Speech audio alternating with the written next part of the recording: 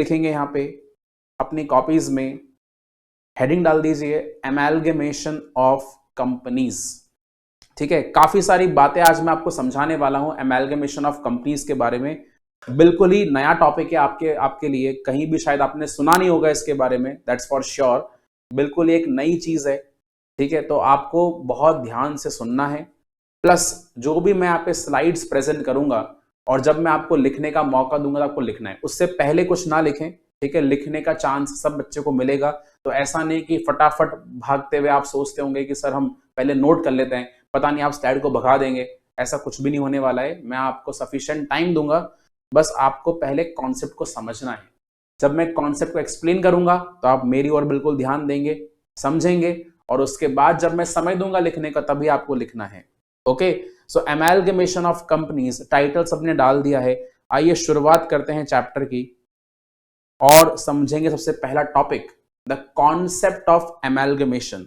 आखिरकार ये जो एमैल्गमेशन का कॉन्सेप्ट है इसका मीनिंग क्या है और क्यों एमैल्गमेशन किया जाता है, इन बातों को सबसे पहले हम समझेंगे। ओके, तो बच्चों अब मान लीजिए हमारी एक कंपनी है।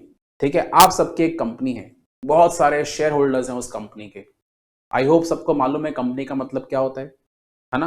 प्राइवेट कंपनी होती है, पब्लिक कंपनी होती है। तो आप कंपनी कोई सी भी अज्यूम कर सकते हैं, प्राइवेट भी अज्यूम कर सकते हैं, पब्लिक भी अज्यूम कर सकते हैं, बट सिंप्लिसिटी के लिए मैं ये मान के चलूंगा इट्स अ पब्लिक कंपनी। तो बच्चों अगर एक पब्लिक कंपनी है, उसके ढेर सारे शेयर होल्डर्स हैं, ऑल ओवर इंडिया आपके शेयर होल्डर्स मौजूद हैं। ठीक है, आपको ऐसा लगता है कि हमें और एक्सपैंड करना है अपने आप को, यानी वैसे ही आपकी प्रेजेंस काफी सारे स्टेट्स में है इंडिया में, बट आप चाहते हैं कि हमें अभी थोड़ा और एक्सपैंड करना है और हम चाहते हैं कि हम ग्लोबली भी एक्सपैंड करें। ठीक है ना, इंडिया में तो मार्केट कैप्चर करना ही है, इंडिया के अलावा बाहर भी हम चाहते हैं कि अपने आप को एक्सपोज करें। ओके, तो इसके लिए हमने सोचा कि क्यों ना एक अलायंस क्रिएट किया जाए, किसी ऐसी कंपनी के साथ में जोड़ा जाए खुद को जिसका काम बाहर भी चलता हो, इंडिया के बाहर भी जो काम करता हो और बिल्कुल हमारी फील्ड में काम करता हो, हमारे जैसा ही काम करता हो। तो हम उसके साथ जुड़ गए और जुड़कर हमने एक कंपनी बना दी। तो उससे क्या हुआ बच्चों, उससे सिनर्जी क्रिएट हुआ। What is synergy? सिनर्जी का मतलब हुआ कि जहां पे 1+1 का बेनिफिट 2 के बराबर नहीं है, 1+1 का बेनिफिट 11 के बराबर है। बोलते हैं ना 1 और 1 11, यानी कि मैं यहां पे 1 और 1 2 की बात नहीं कर रहा, मैं 1 और 1 11 की बात कर रहा हूं। यानी कि आपके जो रिसोर्सेज हैं वो कंबाइन हुए तो उससे आपके बेनिफिट्स मल्टीप्लाई हो गए, ये आपको फायदा मिला। कैसे मल्टीप्लाई हुए? देखिए, हमने यहां पे मैनेजमेंट ऐड कर दिया एक कंपनी का जो हमारी खुद की कंपनी थी, दूसरी कंपनी का मैनेजमेंट भी आया, बहुत सारे रिसोर्सफुल पर्संस हमारी कंपनी में थे, बहुत सारे नॉलेजेबल पर्संस उनकी कंपनी में भी थे, हमारी मशीनरीज मिक्सअप हो गई, हमारी कैपिटल मिक्सअप हो गई, हमारे एसेट सारे के सारे मिक्सअप हो गए और अब जो काम है वो ज्यादा अच्छे से होने लग गया, ज्यादा बड़े वॉल्यूम पे होने लग गया, हमारा नेटवर्क बढ़ गया। इससे क्या हुआ, हमारे प्रॉफिट्स मल्टीप्लाई हो गए, हमारे रेवेन्यूज मोर देन ट्रिपल हो गए। इसका मतलब ये क्या है, यह सिनर्जी इफेक्ट।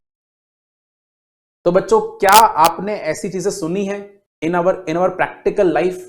आपने ऐसा एक्सपीरियंस करा हो कहीं पे कि एक कंपनी दूसरी कंपनी के साथ में जुड़ जाती है और एक बहुत बड़ी पावर क्रिएट कर देती है? यहां पावर का मतलब क्या है कि वो इतना बड़ा एक्सपेंशन करती है अपने बिजनेस का कि शायद कोई भी उसको कंपीट नहीं कर पाता है। छोटी मोटी जो फर्म्स हैं जो उस तरह के काम में डील करती हैं वो कभी भी उसके लेवल तक नहीं पहुंच पाती हैं। ये क्या था? ये था एमैल्गमेशन। आपको मालूम है एमैल्गमेशन का एक बड़ा अजीब सा टर्म यूज किया जाता है कॉर्पोरेट लैंग्वेजेस में, इसको हम बोलते हैं कॉर्पोरेट मैरिज। कॉर्पोरेट मैरिज, शादी। ठीक है, ए ने बी के साथ में कॉम्बिनेशन क्रिएट करा। ठीक है, company A has merged with company B और एक बहुत बड़ी कंपनी बन गई इनके मर्जर के बाद में। ठीक है, इट्स अ कॉर्पोरेट मैरिज और इसी कॉर्पोरेट मैरिज को हम क्या कहते हैं, एमैल्गमेशन। अब आप सोच रहे होंगे सर इसके पीछे रीजन क्या रहा, what was the reason behind amalgamation? तो जैसा आपको मैंने बताया कि हम लोग यहां पे एक्सपैंड करना चाहते हैं, तो ये एक रीजन रहा होगा। बहुत बार अपन इकोनॉमीज ऑफ स्केल के लिए भी एमैल्गमेशन करते हैं। What is economies of scale? Large scale production जब करेंगे तो हमारा कॉस्ट पर यूनिट कम आएगा, हमें ज्यादा बेनिफिट मिलेगा, हम ज्यादा प्रॉफिट्स अर्न कर पाएंगे, प्रॉफिट का मार्जिन इंक्रीज होगा। इसके लिए हमने क्या करा, एमैल्गमेशन करा, राइट। एमैल्गमेशन बहुत बार इसलिए भी करा जाता है क्योंकि हमारे पास इतने रिसोर्सेज अवेलेबल नहीं है जितने दूसरी कंपनी के पास में है, तो अगर दोनों मिलकर काम करेंगे तो कंपटीशन कट भी होगा, ठीक है, कंपटीशन कम होगा और एक मेजर मोनोपोली भी क्रिएट हो जाएगी आने वाले टाइम में। इसलिए हमने क्या कर दिया, एमैल्गमेट कर दिया। और बच्चों बहुत बार एमैल्गमेशन इस रीजन की वजह से भी हो सकता है कि हमारे हालात अच्छे नहीं है, हम पहले काफी अच्छा परफॉर्म कर रहे थे बट अभी कुछ ईयर्स से, कुछ साल से हम अच्छा परफॉर्म नहीं कर पा रहे, तो बिजनेस को बंद करने के बजाय हमने सोचा कि क्यों नहीं हमारी एंटिटी हम किसी और को सेल कर दें जो हमसे बेहतर कर रहा है इस बिजनेस में। तो उससे क्या होगा, उससे ये होगा कि हमारा बिजनेस एंटायरली शटडाउन तो नहीं होगा ना, आगे भी चलता रहेगा बट हो सकता है किसी और नाम से अब वो चलेगा क्योंकि किसी ने उसको टेक ओवर कर लिया है। तो ये भी क्या है बच्चों, it is also a part of what, amalgamation. यानी एमैल्गमेशन के पीछे रीजंस काफी सारे हो सकते हैं। हम ये भी सोच सकते हैं कि हमें एक्सपैंड करना है, हम ये भी सोच सकते हैं कि हमें लार्ज स्केल प्रोडक्शन का बेनिफिट लेना है, हम ये भी सोच सकते हैं कि हमें अपने जो लॉसेस हैं उनको खत्म करना है, हम सरवाइव नहीं कर पा रहे हैं मार्केट में तो इसलिए अमेलगमेट करना जरूरी है। कोई और कंपनी अगर हमें खरीद लेगी तो बंद करने से अच्छा तो ये हुआ कि चलो हमने एक्सटर्नल हेल्प लेकर अपने आप को सरवाइव कर लिया बिजनेस में। कंपटीशन कट करने के लिए भी अमेलगमेशन कर सकते हैं, ठीक है। तो बच्चों अमेलगमेशन बेसिकली हुआ क्या, amalgamation is basically two companies coming together, two companies coming together and forming a new company, ठीक है, that is what an amalgamation. एक मैं आपको बहुत ही सिंपल टर्म्स में समझा रहा हूं इस चीज को, ठीक है। अभी हम टेक्निकली चर्चा भी करने वाले हैं इसकी, टेक्निकल मीनिंग भी समझने वाले हैं बट बहुत ही सिंपल लैंग्वेज में, लेमैन लैंग्वेज में अगर समझें तो अमेलगमेशन का मतलब क्या हुआ, दो कंपनीज मिलकर एक नया कंपनी बना देती हैं, इसी को अपन क्या कहते हैं, अमेलगमेशन। ओके, चलिए टेक्निकल मीनिंग देखिए जरा क्या लिखा है। Amalgamation refers to the process of merger of two or more companies into a single entity, ठीक है। दो या दो से ज्यादा कंपनीज मिलकर एक सिंगल कंपनी बना देती है, इसको हम क्या बोलते हैं, एमैल्गमेशन। या फिर एक कंपनी किसी दूसरी कंपनी को टेक ओवर करती है, खरीद लेती है, इसको भी हम क्या कहते हैं, एमैल्गमेशन। यानी कि आप समझे एक बहुत ही स्ट्रॉन्ग कंपनी है जिसके प्रॉफिट्स बहुत हाई हैं, उसी के सेक्टर में काम करने वाली एक और कंपनी है जो पहले कभी स्ट्रॉन्ग हुआ करती थी, एक जमाना था, आज वो काफी वीक कंपनी है, ठीक है। तो स्ट्रॉन्ग कंपनी ने वीक कंपनी को खरीद लिया, ये भी क्या है, it is also a part of what, amalgamation, ठीक है। तो एमैल्गमेशन आप समझ सकते हैं इस डेफिनेशन के हिसाब से दो चीजें कवर करता है। पहली चीज तो क्या हुई बच्चों, पहली चीज हुई जहां पे दो कंपनीज मिलकर एक नया कंपनी क्रिएट कर रही हैं, और दूसरा केस वो हुआ जहां पे एक कंपनी दूसरी कंपनी के साथ में मिल जाती है, ठीक है। आप बोलेंगे सर तो बिल्कुल सेम टू सेम लग रहा है, नहीं ये सेम टू सेम नहीं है। दो कंपनीज मिलकर एक नया कंपनी बनाना और एक कंपनी का दूसरी कंपनी के साथ में मिक्सअप हो जाना, आप इसको सेम टू सेम नहीं कह सकते, क्योंकि जो आपको मैंने पहली स्ट्रैटेजी बताई, जो आपको मैंने पहला कॉन्सेप्ट सिखाया कि दो कंपनी मिलकर एक नया कंपनी बनाएंगी, तो वहां पे आप समझिए उन दो कंपनीज को हमने जोड़ दिया है, दोनों के बिजनेस को जोड़ दिया है, दोनों के एसेट लायबिलिटी को जोड़ दिया है, ठीक है, दोनों के मैनेजमेंट को भी शायद हमने जोड़ दिया है और फिर एक नया कंपनी बना दिया है। अब इन दोनों कंपनीज की वजह एक नया कंपनी फंक्शन करेगा, ठीक है। बट जो मेरा सेकंड स्ट्रैटेजी है उसमें क्या हुआ, एक हैवी कंपनी ने एक लाइट कंपनी को टेक ओवर कर लिया, ठीक है। एक स्ट्रॉन्ग कंपनी ने एक वीक कंपनी को खरीद लिया, तो वीक कंपनी आज के बाद में खत्म हो चुकी है। अब ओनली कौन सी कंपनी प्रिवेल करेगी, स्ट्रॉन्ग कंपनी प्रिवेल करेगी। आपको डिफरेंस समझ में आ रहा है। वैसे दोनों टेक्निकली अपन इस चैप्टर के अकॉर्डिंग क्या बोलेंगे, एमैल्गमेशन, बट टेक्निकली इनके टर्म्स अलग अलग हैं। जो आपको मैंने बच्चों पहला स्ट्रैटेजी बताया है, इसको तो हम क्या बोलते हैं, एमैल्गमेशन। बट जो आपको मैंने दूसरा स्ट्रैटेजी बताया है, इसको अपन टेक्निकली अमेलगमेशन नहीं बोलते, इसको हम टेक्निकली अब्जॉर्प्शन बोलते हैं। ठीक है, अब्जॉर्प्शन, जहां पे एक कंपनी दूसरी कंपनी के अंदर घुल मिल जाती है और उस कंपनी का अस्तित्व, उस कंपनी का एग्जिस्टेंस खत्म हो जाता है। आपको मेरी बात समझ में आ रही है? तो यहां पे क्या लिखा है देखिएगा, amalgamation includes two kinds of activities. What is the first activity? Two or more companies join to form a new company, और absorption and blending of one by the other. एक कंपनी दूसरी कंपनी के अंदर blend हो गई। ठीक है, बात समझ में आ रही है बच्चों? ठीक है, तो बच्चों इन दोनों बातों से मुझे एक बात समझ में ये आती है कि अमेलगमेशन के लिए कम से कम कितनी कंपनीज का होना जरूरी है? कम से कम 2 कंपनीज का होना जरूरी है। 2 कंपनीज के बगैर कभी भी अमेलगमेशन नहीं हो सकता है, राइट? तो ये जो 2 कंपनीज है उनको अपन क्या बोल देंगे?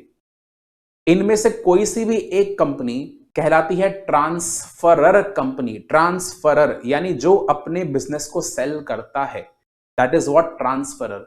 और इसको अपन एक और नाम क्या बोल सकते हैं? वेंडर।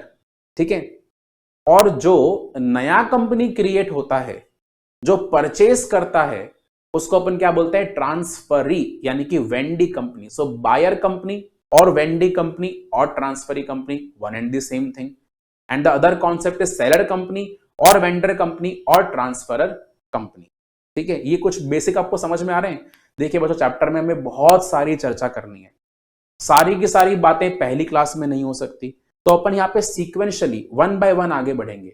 अभी आपको फिलहाल मैंने इतनी सी बात समझाई है कि अमेलगमेशन का मीनिंग क्या है, अमेलगमेशन क्यों करते हैं, करने के पीछे बहुत सारे रीजंस हो सकते हैं। आपको मैंने रीजन समझाए, चैप्टर की शुरुआत ही मैंने उसी पॉइंट से करी थी कि एक कंपनी आपकी है, आप एक्सपेंड करना चाहते हैं, या आप कंपटीशन कम करना चाहते हैं, या आप कॉस्ट कटिंग करना चाहते हैं, एफिशिएंसी लाना चाहते हैं ऑपरेशंस में। ठीक है, आपके हालात खराब हैं तो अपने आप को किसी और को सेल करना चाहते हैं, बहुत सारे रीजंस अमेलगमेशन के पीछे हो सकते हैं। फिर हमने समझा अमेलगमेशन का टेक्निकल मीनिंग क्या है। ठीक है, अमेलगमेशन में कौन कौन सी कंपनीज इन्वॉल्व है। तो अमेलगमेशन का बेसिक मीनिंग ये हुआ बच्चों, जहां पे 2 या 2 से ज्यादा कंपनीज मिलकर एक नई कंपनी बनाती हैं, या फिर कोई एक कंपनी दूसरी कंपनी को खरीद लेती है, तो इसी को अपन क्या बोलते हैं? अमेलगमेशन। तो टेक्निकली दोनों को अमेलगमेशन कहा जा रहा है, बट वैसे अगर देखा जाए तो इसके 2 अलग अलग टर्म्स हैं। Strategy number 1, where 2 companies are forming a new company, that is called what? Amalgamation. But where one company is purchasing the another company, that is technically known as what? Absorption. ठीक है, इतनी बात समझ में आ रही है? तो चलिए आप लिखेंगे अपनी कॉपीज के अंदर। अब आपका लिखने का टाइम स्टार्ट हो रहा है, फटाफट से नोट करेंगे कॉन्सेप्ट ऑफ एमेलगमेशन, जल्दी से।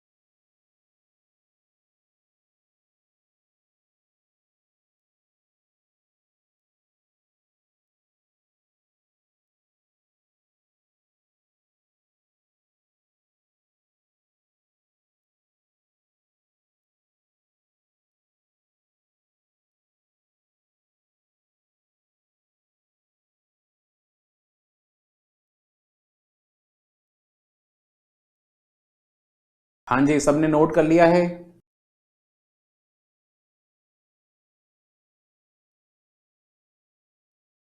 अमेलगमेशन का मीनिंग, अमेलगमेशन की दो एक्टिविटीज एंड अमेलगमेशन में कौन कौन सी कंपनीज इन्वॉल्व हैं। आई होप सबको ये बातें समझ में आ गई हैं।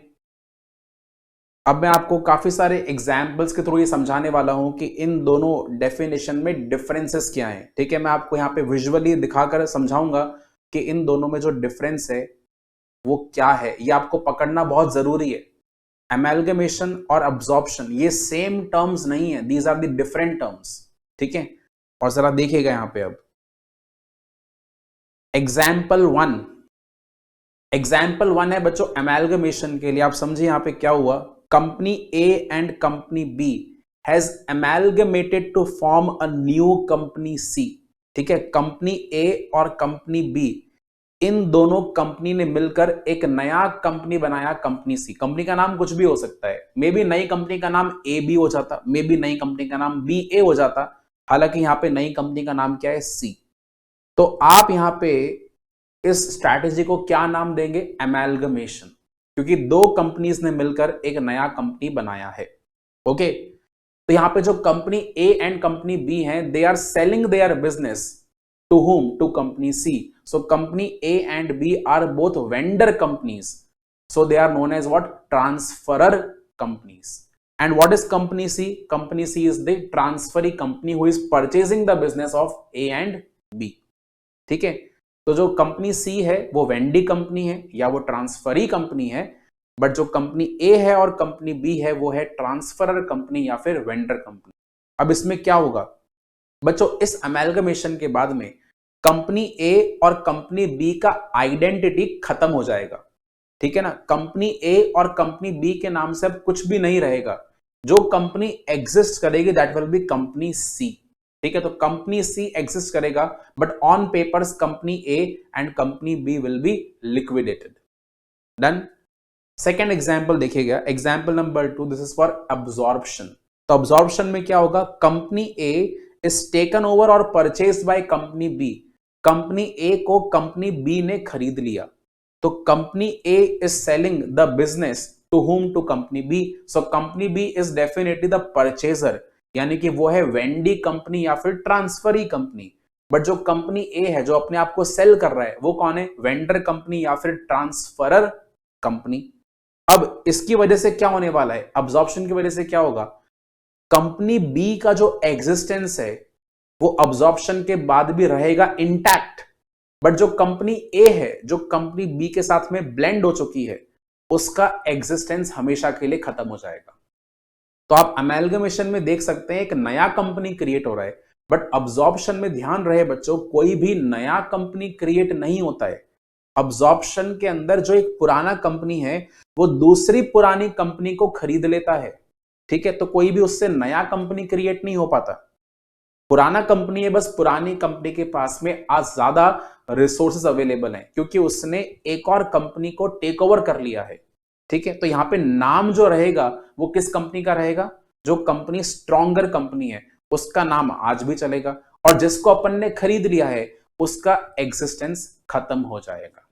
ठीक है, तो क्या अब आप समझ पा रहे हैं प्रैक्टिकली इन दोनों टर्म्स को, अमेलगमेशन एंड अब्जॉर्प्शन। ऑल्दो मैं आपको बताऊं इस चैप्टर के हिसाब से जब हम प्रैक्टिकल क्वेश्चन सॉल्व करेंगे तो हम अब्जॉर्प्शन को भी अमेलगमेशन की स्ट्रैटेजी में ही काउंट करने वाले हैं। यानी क्वेश्चन सॉल्व करते समय अमेलगमेशन एंड एब्जॉर्प्शन एक ही चीज मानी जाएगी। ठीक है, बट आपको यह ध्यान रखना है कि टेक्निकली दोनों टर्म्स जो हैं वो डिफरेंट है। अमेलगमेशन का मतलब अलग है, एब्जॉर्प्शन का मतलब अलग है। अब बच्चों इसी से एक और नया टर्म निकल कर आता है, that is external reconstruction. External reconstruction आप यूं समझ सकते हैं कि आपने अपने ऑर्गेनाइजेशन के स्ट्रक्चर को चेंज कर दिया। ठीक है, आपने अपने आप को फाइनेंशियली रीस्ट्रक्चर कर दिया, that is somewhat known as what, external reconstruction. कहने का मतलब क्या हुआ, एक पुरानी कंपनी है जो काफी समय से लॉसेस में है, और लॉसेस में होने की वजह से उस कंपनी में कोई भी इंटरेस्ट नहीं लेता है। इनफैक्ट जो मैनेजमेंट है वो भी काफी लथार्जिक हो चुका है। ठीक है, शेयर होल्डर्स भी ज्यादा केयर नहीं करते उस कंपनी की। तो इन्वेस्टर्स जो हैं वो पैसा लगाना नहीं चाहते उस कंपनी के अंदर। तो जब पैसा नहीं लग रहा, शेयर होल्डर भी डिसइंटरेस्टेड हैं, मैनेजमेंट भी ढंग से काम नहीं करता है, तो ऐसे बिजनेस को कैसे आगे बढ़ाया जाए? तो हमने क्या करा, हमने अपने बिजनेस को रीस्ट्रक्चर करा इस तरह से कि हमने उसका नाम बदल दिया, हमने उसकी पहचान बदल दी। That is known as what, external reconstruction. तो बहुत बार आपने प्रैक्टिकल लाइफ में ऐसा देखा होगा कि अचानक से कोई कंपनी अपना नेम चेंज कर लेती है और उसका काम करने का ढंग बदल लेती है, ऑफिस का रेनोवेशन करा देती है, कुछ अपने इंटरनल मैनेजमेंट के फंक्शंस को रिस्ट्रक्चर कर देती है, कुछ जॉब्स को स्विच ओवर कर देती है। तो ये सब क्या है? This all is known as what, external reconstruction. ठीक है, तो अब देखिए इसमें क्या लिखा है, कंपनी है A has been suffering from losses for past 5 years. Now a new company B is floated to take over the existing company A. एक नया कंपनी बनाया और नया कंपनी क्या कर रहा है, उसने ए के बिजनेस को as it is take over कर लिया। तो यहां पे जो कंपनी ए है वो कौन है? Transfer company. और जो कंपनी बी है वो कौन सी कंपनी है? Transferee company. Now you might wonder कि सर ये तो बिल्कुल सेम टू सेम हो गया, यहां पे भी एक कंपनी दूसरी कंपनी को खरीद रही है। बट आप एक बात समझिए, यहां पे एक डिफरेंस है। अब्जॉर्प्शन के केस में दोनों पुरानी कंपनीज होती हैं, एक पुरानी कंपनी दूसरी पुरानी कंपनी को खरीद लेती है। बट एक्सटर्नल रिकंस्ट्रक्शन में एक ही पुरानी कंपनी होती है और उस एक पुरानी कंपनी को अपन नई कंपनी में कन्वर्ट कर लेते हैं, यानी कि नया कंपनी पुरानी कंपनी को परचेस करता है। तो पुराना वाला कंपनी खत्म हो जाता है और नया वाला कंपनी एग्जिस्टेंस में आ जाता है। ठीक है ना? तो डिफरेंस आपको प्रैक्टिकली समझ में आ रहा है एमैल्गमेशन का और अब्जॉर्प्शन का। मैं आपको और भी देखो इसको विजुअलाइज कराने वाला हूं अभी। ध्यान दीजिएगा अगली स्लाइड पे, बहुत ही इंटरेस्टिंग स्लाइड है। देखिए मेरे पास यहां पे 3 अलग अलग डायग्राम्स है समझाने के लिए आपको इस कॉन्सेप्ट को, एंड आई थिंक आप इजीली इसको पहचान पाएंगे। ठीक है, इन डायग्राम को जरा आप देखिए और मुझे बताइए कि ये क्या है? ये एमैल्गमेशन है या फिर ये एब्जॉर्प्शन है या फिर ये एक्सटर्नल रिकंस्ट्रक्शन है? What do you think? ये जो तीनों इमेजेस हैं वो क्या बयां करती हैं? क्या अब्जॉर्प्शन का स्ट्रैटेजी है या एमैल्गमेशन का स्ट्रैटेजी है? देखिएगा पहला इमेज में क्या है, बड़े मियां और छोटे मियां। बड़े मियां ने छोटे मियां को खा लिया, ठीक है, चबा गए। कच्चा चबाने के बाद में हमारे जो बड़े मियां हैं वो तो इंटैक्ट हैं, बट बेचारे छोटे मियां गायब हो गए। ये मेरा पहला है। सेकंड वाला सीन देखिए उसमें क्या हुआ, एक बड़ी फिश है और एक छोटी फिश है। बड़ी फिश ने छोटी फिश को खा लिया, छोटी फिश गायब हो गई, अभी भी बड़ी फिश एग्जिस्टेंस में है। थर्ड में क्या है, ए एंड बी। ए ने बी को अगेन कंज्यूम कर लिया। What now remains is only A. What do you think? ये जो तीनों यहां पे डिफरेंट सिचुएशंस हैं, what are they representing? Are they representing amalgamation or they are representing absorption? Definitely it is a case of absorption, क्योंकि आप देखिए यहां पे जो पहला एग्जाम्पल था बड़े मियां छोटे मियां वाला, सो छोटे मियां has lost its identity because छोटे मियां has been blended into the बड़े मियां। ठीक है, वहीं पे ये जो मछली वाला एग्जाम्पल था, बड़ी मछली ने छोटी मछली को चबाकर खा लिया। अब कौन सी मछली है? बड़ी मछली है। ठीक है, और बड़ी मछली जो है वो पहले से काफी ज्यादा बड़ी हो चुकी है, राइट? ऐसे ही ए ने बी को अपने अंदर ब्लेंड कर लिया, तो अब कौन सा कंपनी रिमेनिंग है? ओनली ए कंपनी रिमेनिंग है, and B company has lost its identity. यानी कि बच्चों अब्जॉर्प्शन के अंदर एक बात क्लियर है, दो एग्जिस्टिंग कंपनीज होंगी, उसमें से एक कंपनी का आइडेंटिटी खत्म होगा और एक कंपनी का आइडेंटिटी इंटैक्ट रहेगा। बट उस एक कंपनी के पास में अब पहले के मुकाबले ज्यादा रिसोर्सेज होंगे। ठीक है, उसका नेटवर्क भी काफी वाइड होगा क्योंकि उसने दूसरी कंपनी का बिजनेस भी अपने साथ में मर्ज कर लिया है। बात समझ में आ रही है? तो एक कंपनी खत्म होगी और एक कंपनी आज भी एग्जिस्ट करेगी। यह सब क्या कहलाता है? अब्जॉर्प्शन। अब जरा मेरा अगला स्लाइड देखिए आप। ठीक है, पहला वाला इमेज देखिएगा, ये जो पहला वाला इमेज है उसको ऑब्जर्व करिए।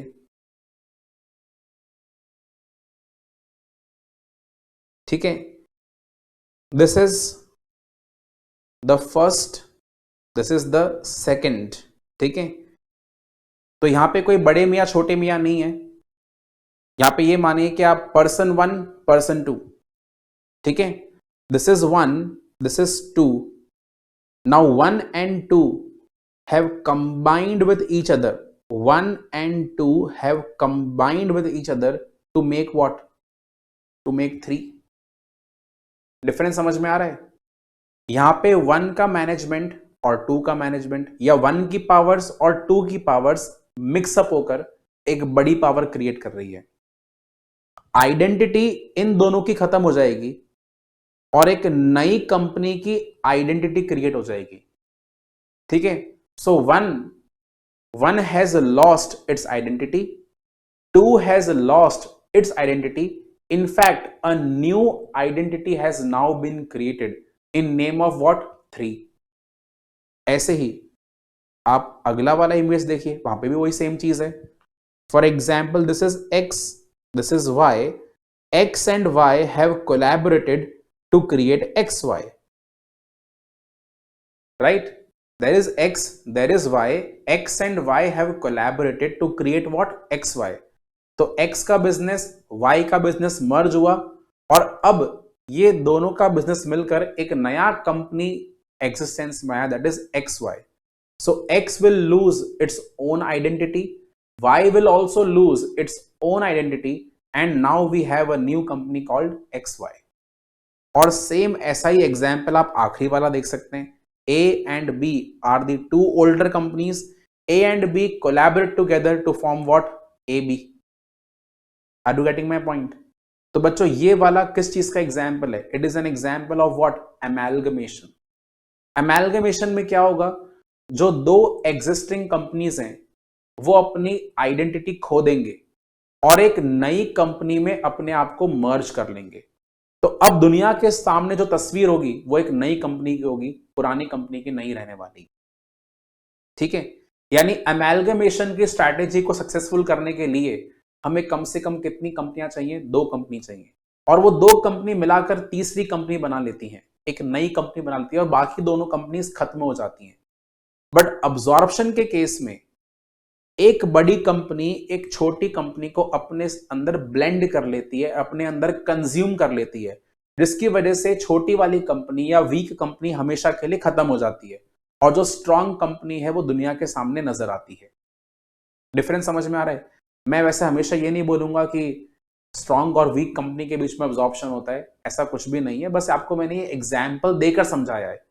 जरूरी नहीं कि हमेशा अब्जॉर्प्शन के पीछे यही कारण रहेगा कि एक कंपनी बहुत वीक है, एक कंपनी बहुत स्ट्रांग है, तो स्ट्रांग कंपनी वीक कंपनी को टेक ओवर कर लेती है। जरूरी नहीं ऐसा हो, इसके पीछे कोई और कारण भी हो सकता है, बट मैं सिंप्लिसिटी के लिए आपको समझा रहा हूं कि जो हमारा ये स्ट्रैटेजी है जहां पे एक कंपनी अपनी एग्जिस्टेंस लूज कर देता है और दूसरी कंपनी के साथ में ब्लेंड हो जाता है, इसी को अपन क्या कहते हैं? अब्जॉर्प्शन।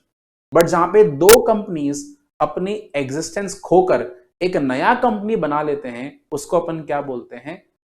एमैल्गमेशन। Is that clear? क्या आपको ये सब बातें समझ में आ रही हैं? ओके देन, लिखा जाए, ये एग्जाम्पल्स नोट करेंगे आप।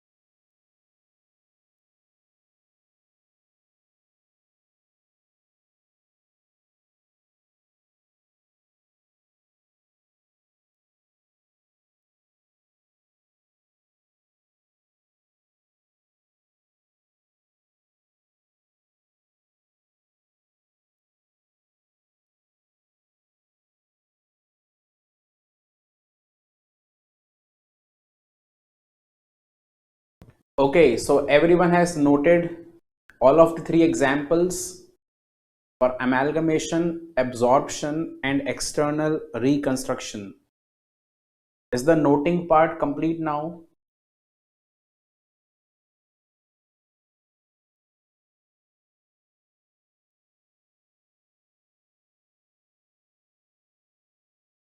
चलिए, तो आगे बढ़ते हैं और हम कुछ अब बच्चों प्रैक्टिकल एग्जाम्पल भी समझेंगे, कुछ रियल लाइफ एग्जाम्पल समझेंगे अमेलगमेशन एंड एब्जॉर्प्शन के। देखिए जरा मेरे पास यहाँ पे कौन सा एग्जाम्पल है। हाँ जी, रिसेंटली बैंकिंग इंडस्ट्री में काफी सारे मर्जर्स हुए हैं। तो मेरे पास यहाँ पे जो अमेलगमेशन का पहला एग्जाम्पल है that is the amalgamation between the bank of Baroda, देना बैंक एंड विजया बैंक। ये तीनों बैंक्स एक साथ मर्ज हो चुके हैं और बेसिकली बैंक ऑफ बड़ौदा ने दो बैंक्स को टेक ओवर कर लिया है। कौन कौन से बैंक्स को? विजया बैंक को एंड देना बैंक को। यानी विजया बैंक और देना बैंक की जो भी ब्रांचेस थी, now they are known with the bank of Baroda. ठीक है, यानी कि जो विजया बैंक की पुरानी ब्रांचेस थी, जो देना बैंक की पुरानी ब्रांचेस थी, they have now been converted into bank of Baroda. What is this? It is a perfect example of amalgamation. ठीक है, यहाँ पे तीन बैंक्स एक साथ आए और एक सिंगल बैंक क्रिएट कर दिया, that is what? Bank of Baroda. ठीक है, बात समझ में आ रही है? ऐसा ही बैंकिंग सेक्टर में मैं आपके सामने एक और एग्जांपल लेकर आया हूं, बहुत ही रीसेंट केस है ये अमेलगमेशन का। It is between again three banks, Punjab National bank, oriental bank of commerce that is OBC, and the third one is UBI, United Bank of India. Now all of these three banks have been merged together and now they are known as only Punjab National Bank. तो ये भी बच्चों एक amalgamation का example है। अब इस amalgamation से क्या हुआ? PNB became the second largest bank, second largest public sector bank. पहला कौन है? State Bank of India, obvious सी बात है। सेकंड अब कौन हो चुका है? Punjab National Bank. अब देखिए मेरे पास में यहाँ पे एक आर्टिकल भी है जो आपको समझाएगा कि ये अमेलगमेशन कैसे हुआ था और इससे क्या क्या फायदा हुआ। So amalgamation of Punjab National Bank, UBI and OBC has come into effect on 1st of April 2020. The merger will create second largest nationalized bank of the country both in terms of business and the branch network. तो branch network के हिसाब से और business के हिसाब से, volume के हिसाब से ये सेकेंड लार्जेस्ट नेशनलाइज्ड बैंक बन चुका है। देखिए क्या टर्म लिखा रहा है? सिनर्जी। आपको मैंने कहा था अमेलगमेशन से हम सिनर्जी क्रिएट करते हैं, जहां पे 1+1 हम 2 नहीं कहते, 1+1 हम 11 कहते हैं। यानी कि मल्टीप्लाइंग इफेक्ट्स, मल्टीप्लाइंग बेनिफिट्स हमको यहाँ पे रीप आउट होते हैं। Synergy from amalgamation will create a globally competitive next generation bank PNB 2.0। ठीक है, इस मर्जर की वजह से बिल्कुल PNB का आइडेंटिटी बदल जाएगा और PNB ग्लोबली competitive बैंक बन जाएगा, PNB 2.0। The bank said in a release and added that all customers including depositors will now be treated as PNB customers। जो पहले OBC के कस्टमर्स थे अब वो किसके माने जाएंगे? PNB के कस्टमर्स माने जाएंगे। जो पहले UBI के कस्टमर्स थे अब वो भी क्या माने जाएंगे? PNB के कस्टमर्स अज्यूम कर लिए जाएंगे। So PNB 2.0 will be offering specified interoperable services through all the branches and all platforms including mobile and internet banking it added।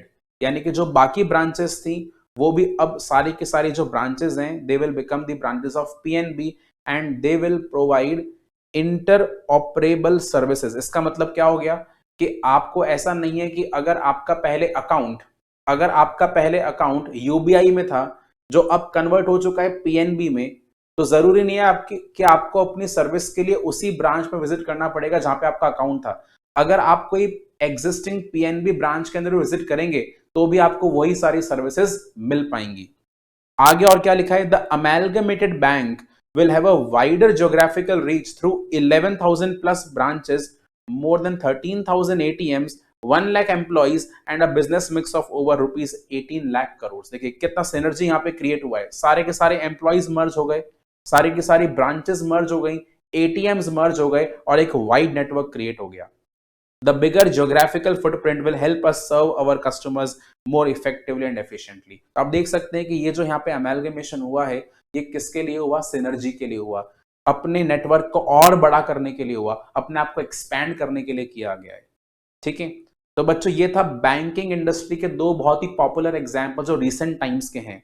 ठीक है, अब मैं आपको अगला एग्जाम्पल दूंगा टेलीकॉम इंडस्ट्री का। एक काफी बड़ा अमेलगमेशन हुआ किसके बीच में? Vodafone and Idea. So Vodafone and Idea amalgamated together. But बच्चों यहां पे अमेलगमेशन के पीछे रीजन जो था, it was survival in comparison to synergy. और ऐसा क्यों हुआ? जब 2016 में रिलायंस ने जियो को लॉन्च करने का प्लान बनाया, तो उसकी वजह से बहुत सारे टेलीकॉम ऑपरेटर्स को एक झटका लगा, उनका सर्वाइवल खतरे में आ चुका था। ऐसे ही ये जो वोडाफोन और आइडिया हमारी दो टेलीकॉम कंपनीज थी, इनको भी लगा कि शायद ये मार्केट में सर्वाइव नहीं कर पाएंगे, बिकॉज जियो ने लॉन्च होते ही जो वॉइस कॉल्स हैं वो फ्री में अनाउंस कर दिए थे। ओनली डेटा के चार्जेस दे वर चार्जिंग। और आज के टाइम पे यही हो चुका है। आप चाहे से किसी भी टेलीकॉम ऑपरेटर का प्लान परचेस करेंगे तो आपको ओनली डेटा के लिए पेमेंट करना है, but calls are absolutely free. और पहले के जमाने में जितने भी टेलीकॉम ऑपरेटर्स थे वो केवल कॉल्स के हिसाब से अपना रेवेन्यू कमाते थे। जो भी वो कॉलिंग का चार्ज लिया करते थे उसी से उनका रेवेन्यू जनरेट हुआ करता था। बट आज मार्केट की इक्वेशन जियो के आने से काफी चेंज हो गई। तो वहीं पे काफी सारे टेलीकॉम कंपनीज को लगा कि शायद हम सर्वाइव नहीं कर पाएंगे, तो सर्वाइवल के लिए यहां पे अमेलगमेट करना जरूरी था। तो Vodafone and idea came together. ठीक है, अब आप यहां पे आर्टिकल देखिए क्या लिखा है। On March 20, 2017, India's third largest communication company, Idea Cellular, announced $23 billion to merge with the world's second largest company, Vodafone India Limited, to build India's most lucrative company, estimated at $12.5 billion.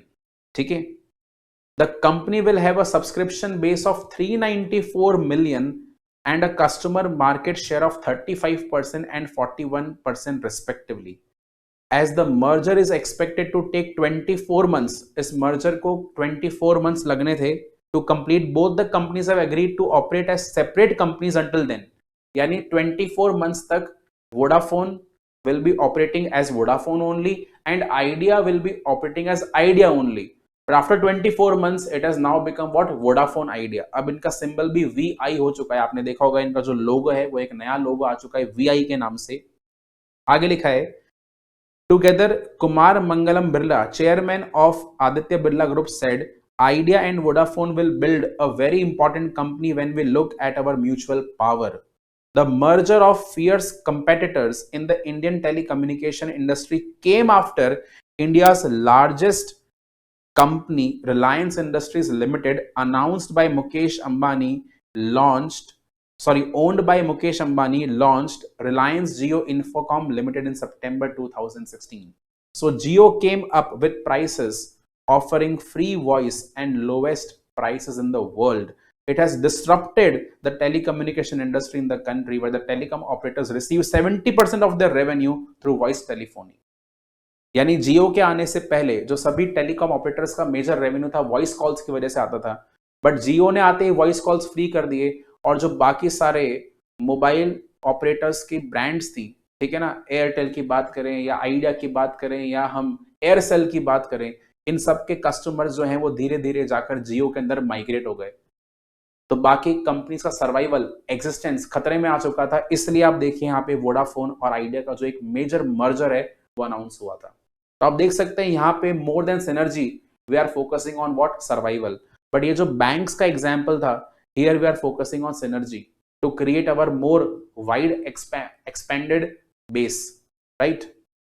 ये बात समझ में आ रही है बच्चों? ऐसे ही मेरे पास में एक और एग्जाम्पल है, that is of the automobile industry, और ये एग्जाम्पल है टाटा ग्रुप का। So Tata Motors acquired the two major brands Land Rover and Jaguar. ठीक है, जैगुआर एंड लैंड रोवर को अक्वायर करा था टाटा ने, किससे? फोर्ड मोटर्स से। और ये कब से हुआ? 2013 से हुआ। ठीक है, देखिए जरा इसके बारे में भी।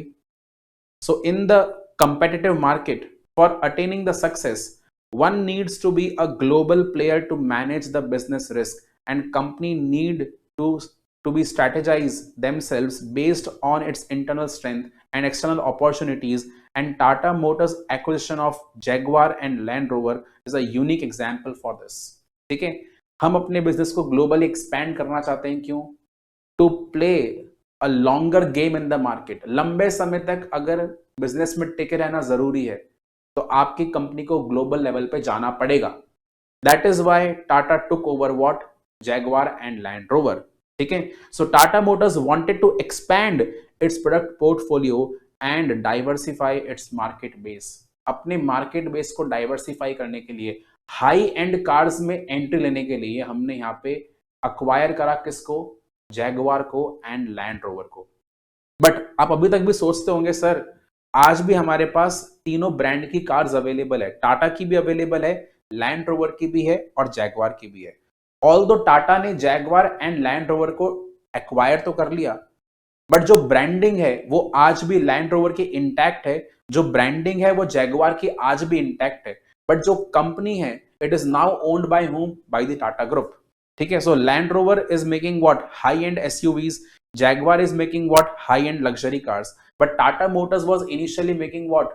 Only lower-end consumer cars या mid-range consumer cars. अब टाटा के पास हर तरह की वैरायटी अवेलेबल है after the merger of land Rover and Jaguar into the Tata group. वैसे पहले किसके पास में थे? पहले फोर्ड मोटर्स के पास में थे। So Ford Motors was initially having Land Rover and Jaguar. अब हमने फोर्ड से क्या परचेज कर लिया? लैंड रोवर एंड जैगवार को परचेज कर लिया है। ठीक है, अब देखिए इसके बारे में और क्या लिखा है। On acquiring JLR, Ratan Tata chairman the Tata group said, we are very pleased at the prospect of Jaguar and Land Rover being a significant part of our automotive business. We have enormous respect for the two brands and will endeavor to preserve and build on their heritage and competitiveness, keeping their identities intact. Ratan Tata said this कि हम take over के बाद भी इन दोनों brands की identity को intact रखेंगे और इसको और आगे बढ़ाएंगे। We aim to support their growth while holding true to our principles of allowing the management and employees to bring their experience and expertise to bear on the growth of the business। यानी कि रतन टाटा ने यहाँ पे ये बोला कि हम सबका एक्सपर्टीज कंबाइन करेंगे, the management of Jaguar, the management of land rover, each and every resource, each and every management personnel will be combined together, will preserve their identity, but the company is actually owned by whom now? By Tata Motors।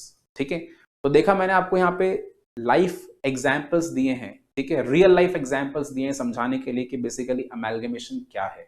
आपको लिखना नहीं है इसके बारे में। इससे क्या हुआ? इससे बेसिकली आपको फंडामेंटली समझ में आया कि amalgamation is not only a theoretical concept, it happens practically in the real world as well. ठीक है ना, हम यहाँ पे जो भी चीजें पढ़ रहे हैं अमेलगमेशन के बारे में, ये सिर्फ ऐसा नहीं कि किताबों तक सीमित है बच्चों, ये वाकई में होती हैं। ठीक है, and as a CA, amalgamation के दौरान सीए का एक बहुत ही मेजर रोल होता है to devise a strategy of amalgamation, to decide the purchase consideration, कितने में खरीदा जाएगा, कंपनी की वैल्यूएशन करी जाती है। यहाँ पे सीए का एक बहुत ही मेजर रोल होता है, इसीलिए हम इस चैप्टर के बारे में पढ़ रहे हैं। Moreover, as a CA, we are also concerned about the accounting process during the amalgamation, क्योंकि यहाँ पे जो अकाउंटिंग है वो दोनों कंपनीज के लिए काफी डिफरेंट रहने वाली है। अगर एक कंपनी ने दूसरी कंपनी को खरीद लिया तो आप समझिए यहाँ पे एक कंपनी को बंद करना है और दूसरी कंपनी को शुरू करना है। ठीक है, जैसे अमेलगमेशन जब होगा तो दो कंपनीज मिलकर एक नई कंपनी बनाने वाली है, तो बाकी दोनों कंपनीज खत्म होगी और एक नई कंपनी की आइडेंटिटी क्रिएट होगी। तो नई कंपनी का इनकॉर्पोरेशन होगा, बट पुरानी दोनों कंपनीज का यहाँ पे लिक्विडेशन होगा। तो ये प्रोसेस अब कैसे होगा, यहाँ पे सीए काफी मेजर रोल प्ले करता है। इसीलिए जो टॉपिक है वो हमारे सिलेबस में इंट्रोड्यूस करा गया, जिससे हम समझ पाए कि प्रैक्टिकल लाइफ में ये जो मर्जर्स हैं, एक्विजिशंस हैं, इनकी अकाउंटिंग कैसे करी जाएगी। ठीक है, और इनफैक्ट इसके पीछे कंपनीज एक्ट 2013 में भी काफी सारी गाइडलाइंस है, यानी कि जो भी प्रोसेस होगा that will be regulated by whom? By the Companies Act 2013। Are you getting my point? तो बच्चों, अभी तक आपको क्या क्या बातें समझ में आई हैं? हमने आज के सेशन में बेसिकली अमेलगमेशन का मीनिंग डिस्कस करा और हमने ये समझा कि अमेलगमेशन में दो स्पेसिफिक स्ट्रैटेजीज आएंगी। पहली स्ट्रैटेजी क्या होगी, जहां पे दो कंपनीज मिलकर ऑल टुगेदर एक नई कंपनी फ्रेम करेंगी।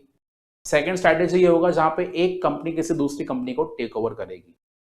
अमेलगमेशन के लिए हमें कम से कम दो कंपनीज चाहिए, on the other hand absorption के लिए हमें दो कंपनीज चाहिए। बट अमेलगमेशन के समय पर दो कंपनी मिलकर एक नया कंपनी बनाएंगे।